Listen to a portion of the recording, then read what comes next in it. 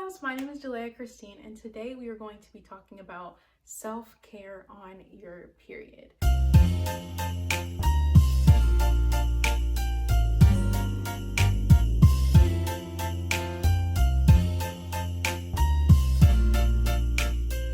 So, your body is constantly busy. 25/8, there are so many hormonal changes going on in your body. So us as women, even when we are sitting still, we can live up to the name busybody because our bodies are constantly going through different phases, whether we're on our period and bleeding or we're on another phase of our menstrual cycle, whatever the case may be, your hormones are always going like this in whatever pattern, whatever genes that you have. Us women really undergo similar changes when it comes to our periods.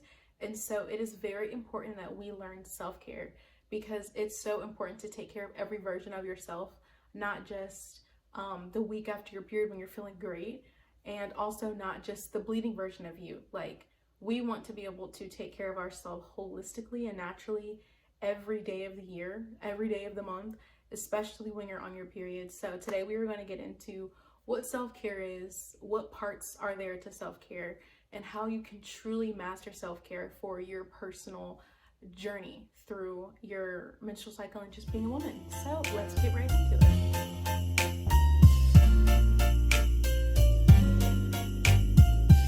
First point that I want to mention is self-care itself is love. It's self-care, self-love, and love is a sacrifice.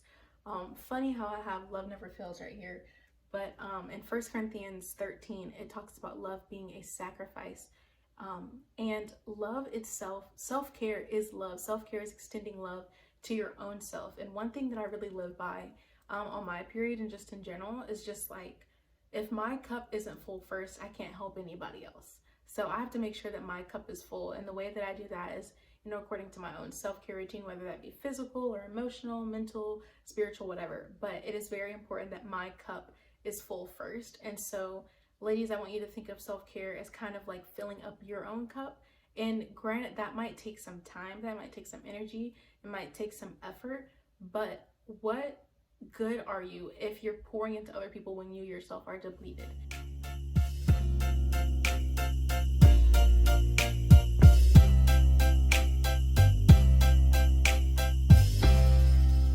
It's very important that your value as a woman is not in what you do for other people, but it's really in how you take care of yourself so that you can help other people. I know a lot of us women like to, be the problem solver and help everybody, but you have to make sure that, first that you are taken care of, that your ducks are in a row, so that when you do help other people, you show up to the plate full-hearted and ready to go with your mind and your emotions all intact. Not like a halfway depleted, halfway taken care of, unhealthy version of yourself. And it's really easy to get into that habit, but I just want to definitely place some importance and place some focus on the fact that self-care is love, and that love can be a sacrifice, and love is a sacrifice. So we have to make sure that we are willing to sacrifice some of our time, some of our resources, some of our, efforts and energy to really take care of ourselves, because that's where it counts the most.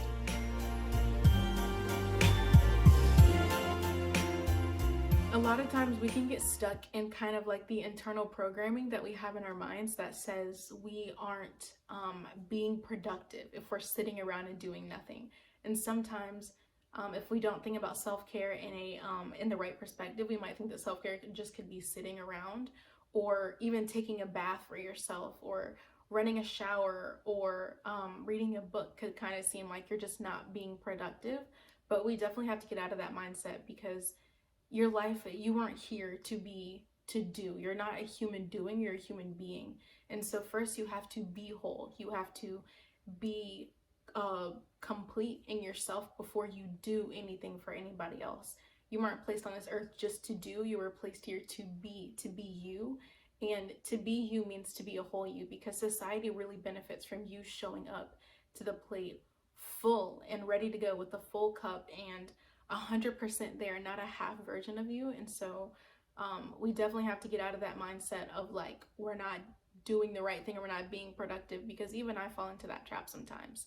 But once we set that aside, I want to jump into what are the parts of yourself, because we think about the word self care, it's two words to it. And so if we want to take care of self, what are the parts of self?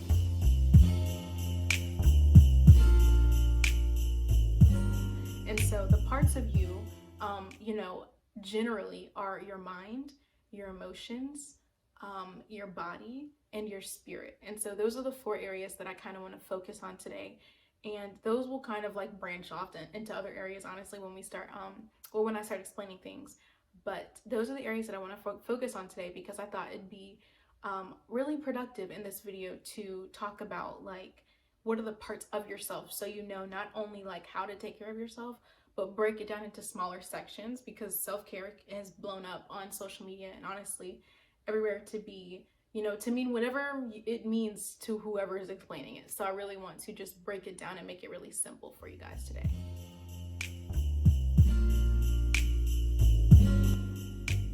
First, I want to start with your spirit. So when we talk about your spirit, we're talking about your innermost being. We're talking about the part of you that's not really tangible. Like you see me, you see my arms, you see my face, like that's tangible. Like that's the things that you can see of me, but you cannot see my spirit. And so your spirit is kind of like the intangible innermost being that exists inside of you, which holds like your character and your emotions, stuff like that. And so when we talk about our spirit is, or spirituality or spiritual things, like as a general term, is it connects to things that are higher than us, that are bigger than us. So our spirit was created to connect to God.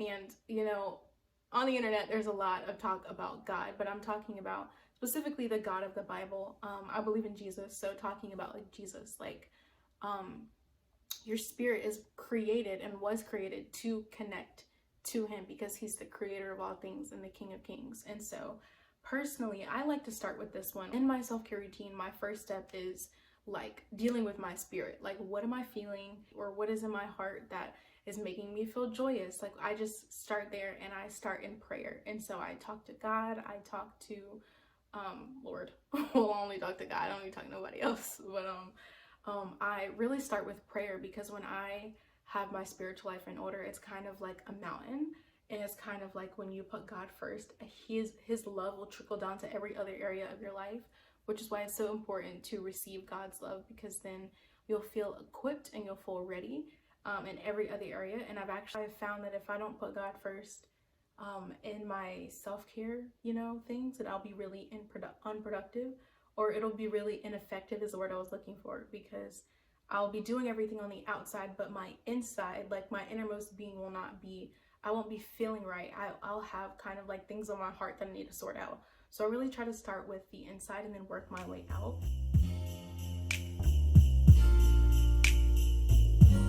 So next we're going to go to our emotions. So ladies, whether you are just starting your self-care journey or you are years on your self-care journey, I just want to point out to you something that I told myself the other day.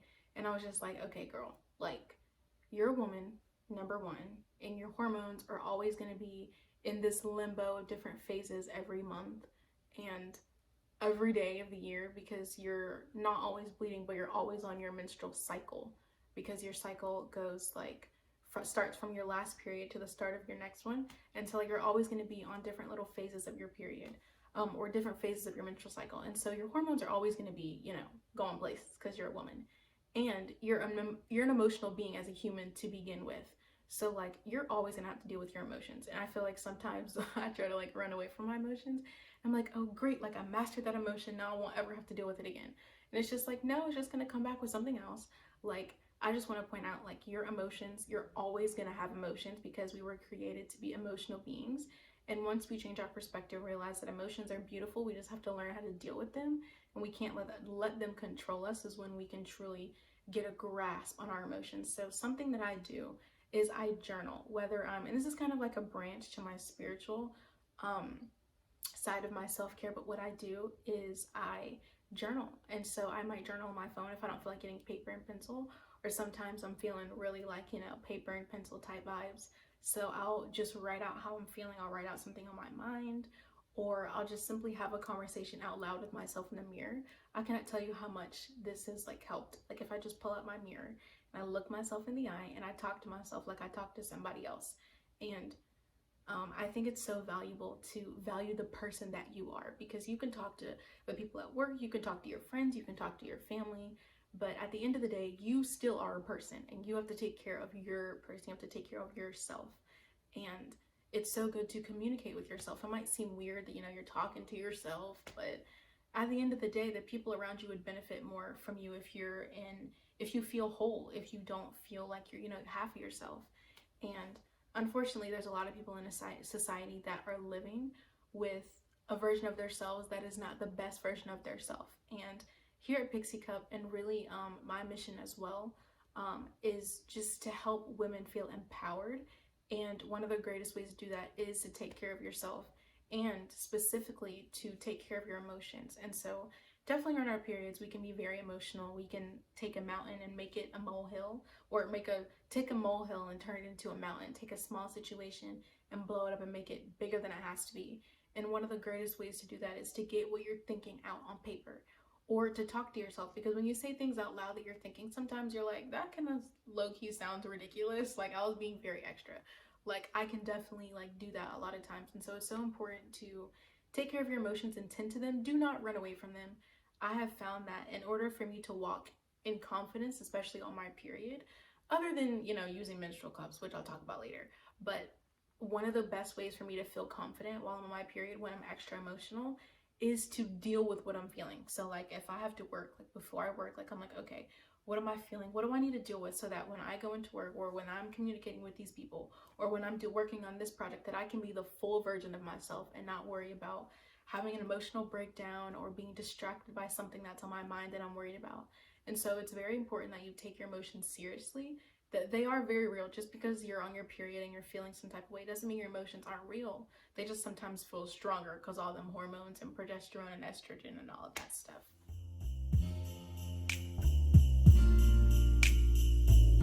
So next thing I want to deal with is still part of like your innermost being, the things that people can't see. So people cannot see your spirit. People can't really see your emotions unless you wear them on your sleeve. But people also cannot see what you're thinking in your mind. And of course, you can't see either. I hope not. So your mind and your mental health is so important. And your emotions and mental health are very interconnected, because what you're thinking can definitely fuel how you feel. And then what you do can also be impacted by how you feel and what you think. And so it's very important to have positive self-talk. Like when you're on your period and you're dealing with things, you need to, like, before you get on your period, make some type of mantra, make some type of declaration and say like, hey, like, I'm a strong woman and I can do this. I am empowered by my period. I can take on the world, or just take on those small responsibilities that you have that week of your period. And don't be afraid to delegate. I sometimes have trouble asking people for help, but it is very important to get help where you need it and have people around you that want to help you. It's very important to have community. But taking care of your mind is so very important. And one of the best things that you can realize is that you are in control of your mind. Sometimes it feels like our minds have a mind of their own, as in like they kind of run themselves. Like we can think some nasty things. And I actually put something on Twitter the other day saying like, you have to talk to yourself more than you listen to yourself, because your mind can come up with some nasty things, but when you speak life over yourself and make declarations and make mantras and declare and decree that you are a woman, you are strong, that you can do this, that you are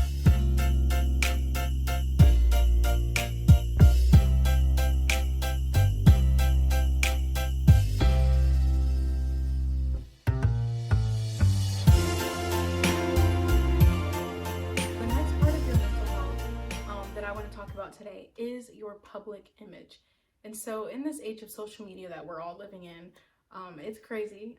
A lot of things have changed in the past like 50 years, and our parents surely didn't deal with the things that we're dealing with now, and our grandparents and so on and so forth. But when we talk about our public image, we have to be very careful when it comes to social media, because social media can be a beautiful thing. It connects people, just like you're watching this video. It's a really great tool to connect people and to build community, especially with this pandemic and everything like that. But when it comes to your public image and how you think other people view you, and just being in other people's heads in general, it can be very unhealthy and kind of toxic in a way, because you have to make sure that you don't find your value in the internet. I actually saw this thing. I think I was on squarespace.com, like looking at my website or something, and I saw this statistic, and they sent me a notification and said Gen Z actually values digital connections and digital relationships, digital experiences versus in-person experiences. And I feel like we can lose touch with who we are individually on off the internet, when we're too focused on what other people think about us. And even in person, you have to be careful with how you perceive other people perceiving you, if that makes sense. I know people perceiving you, if that makes sense. I'm gonna clear this up, but like, I know personally, sometimes I can be in other people's heads and think like, oh, what are they thinking about me? Or what do they think about this thing that I did, or this thing that I created, or what I said last week at work, or something like that. And it's really important that you have a positive outlook on yourself first before you really interact heavily with people, because then you'll think that the things that you think of yourself, they think of you too. And so I found that once I started to see myself, had a better self-image in my own self, that I was able to, you know, really believe that people saw me in a pure, whole, good way when I interacted with other people. And this is a topic that can be unpacked and peeled back like an onion, because there's so many layers to it. But I really just want to point out, like, especially on the week of your period, you have to be very careful with what content you're consuming and how long you're spending on the internet, because if anything can trigger emotion, it can be like overexposure to too many things on the internet. I know for myself, I definitely limit myself to what I'm looking at on the internet, especially on my period. If I already know I am being a very emotional person and I'm just having a whole bunch of feelings, I will limit how much time I spend on Instagram, limit how much time I spend on Snapchat or on YouTube, and I'll really just spend more quality time with myself and just talk to myself, talk to the Lord, and just sort out the things that I'm feeling first before I hop back onto the internet and in social settings online that can potentially make me feel worse. And the last thing that I want to talk about that involves self-care is your body, your physical body. And I saved the best for last because I really want to get into this one. So when we talk about your body, it is very important what you do with your body and what you put inside your body, especially on your period. So like the things that you eat, the type of products that you use on your period, getting enough sleep at night, and staying active all have a lot to do with your physical being and your physical body. So staying active is something that is really important on your period. And even though it might seem like a drag if you are on your period and you know you want to work out, or working out in general on your period can kind of seem like a drag, but it really helps to get you active and get those cramps to kind of subside a little bit with motion, because motion and movement can kind of ease the tension of muscles as well as the endorphins that are released on your period. So even if you don't do a hardcore ab workout or some hardcore cardio, you can still, you know, go outside and get some fresh air and get some fresh perspective if you're feeling real emotional and all in your head all day. It really helps just to get moving on your period and to stay active, because when you're kind of still too long, I mean, I know for myself, if I'm sitting still too long in one place and I'm feeling really emotional, I can get really in my head, and it always helps when I just get up and get active and go do something. So next, getting enough sleep. I know sleep is real different these days with, you know, it kind of seems like we are always up and doing something, but it's so important. And it's really important that you value sleep and you value the time and the quality of your sleep. And so one of the things I like to do is, if I plan on, like, if I know I have something to do the next day, I'll try to like get off my phone earlier at night, or I'll try to like not get on social media after a certain hour. Normally it's like, it's kind of winter, so like 7, I'll try to like, you know, like that's the last time I get on social media, so my mind is not in like a hamster ball of what do I have to do and what do I have to, you know, post and all this stuff, like influencer stuff. Like, it's very important that I kind of just like ease off of that, so that I can have a good night's sleep, because it's nothing like tossing and turning when your mind is heavy with so many things that you're worried about, or things that you're just thinking about when you should be sleeping. It's so good to get good sleep on your period, as well as using reusable menstrual products. Now, if you're not aware of what Pixie Cup offers to the ladies, Pixie Cup has reusable menstrual products that change your life. I'm telling you, girl, Pixie Cups products will change your life, and they really changed mine. I remember when Pixie Cup reached out to me back in like January or February of 2021, and like about trying their products, and my life has literally been so much different, because using a menstrual product is like a step above using a tampon. I thought tampons were an upgrade from pads, but girl, using a menstrual cup will change your life, because it's not something that you're gonna have to constantly throw away. It helps the environment. It makes you feel good when you know that you're not wasting paper, you're not wasting plastic, you're not wasting all these applicators in the trash can, and you're not flushing tampons down the toilet. It saves you money. You do not have to keep buying pads and tampons when you use reusable menstrual products, and they are a lifesaver when it just comes to like feeling. I definitely see a change in the amount of cramps and how manageable they are. Wearing a menstrual cup is so much more, it's personally more comfortable to me, not to mention that you can leave it in for 12 hours. Like, I think that is what sold me on the deal. It is so many benefits, like hands down, to using reusable menstrual products as well as using reusable pads, because they're so much more comfortable. Pixie Cup has organic cotton pads that are wearable, especially for women that are postpartum. There are a lot of benefits with that. And so, ladies, if you have not heard about Pixie Cup's products, you should definitely go check them out on our website. If this video helped you in any way, please make sure to give it a thumbs up and leave a comment down below in case you have any questions, comments, concerns, anything that you want to discuss. We would love to be in contact with you. You ladies have an awesome day, and remember that you are empowered as a woman.